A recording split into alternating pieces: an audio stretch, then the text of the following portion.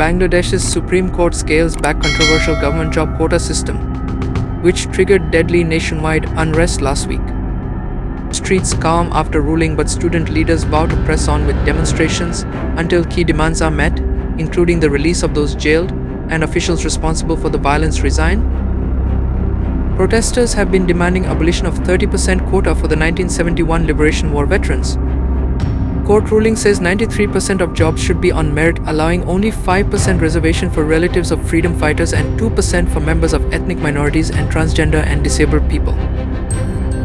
Demonstrations began after High Court reinstated controversial quota system last month, which turned violent last week after governing party workers attacked protesting students. After the intensifying crackdown by security forces and rising death toll, it remains to be seen whether the top court's verdict on job quotas will mollify white-hot public anger.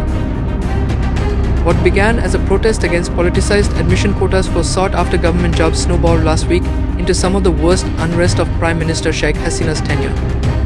Civicus, a non-profit group that tracks civic freedoms around the world, last year downgraded Bangladesh to close, the worst rating it could assign, along with China and Venezuela, following a crackdown on the country's opposition members and supporters ahead of its national election in January.